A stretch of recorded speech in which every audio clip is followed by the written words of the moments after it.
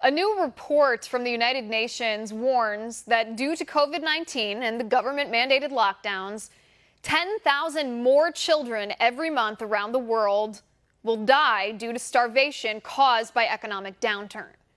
This study was first reported by the Associated Press and will be published soon in the Lancet Medical Journal. Think about that. 10,000 more children are dying every month around the world thanks to the COVID-19 lockdowns. While public health officials and politicians in our country pretend that sending American citizens another $1,200 check will save the country from economic devastation, the truth is the shock waves caused by the global economy shrinking 5% in the first quarter of this year alone are deadly to low-income people around the world. The entire world relies on the U.S. economy. People's lives depend on our economy.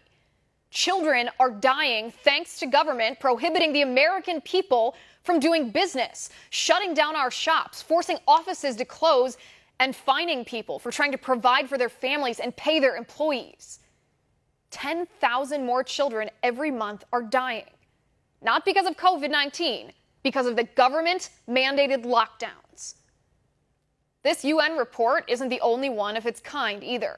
Dr. Scott Atlas from Stanford University says the lockdowns imposed by the government and the economic carnage caused by the lockdowns, plus the missed medical screenings, misdiagnosis, and canceled surgeries and skipped treatment of diseases from cancer to heart disease to depression to mental illness, will cause more years of life lost in total than the virus itself will.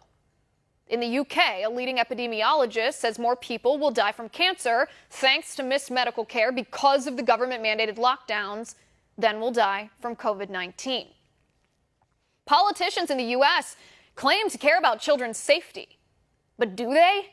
Healthy young children are at low risk of dying from COVID-19. In fact, school-age children are more likely to die from the seasonal flu than from COVID-19.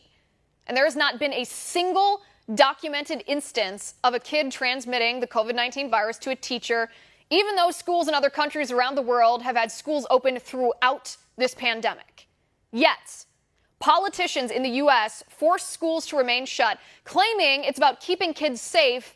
Meanwhile, the government-mandated lockdowns imposed by these same government officials are causing 10,000 more children every month to die of starvation because the U.S. economy is so trashed, people around the world don't have enough food to stay alive. And the politicians imposing the lockdowns just ignore that.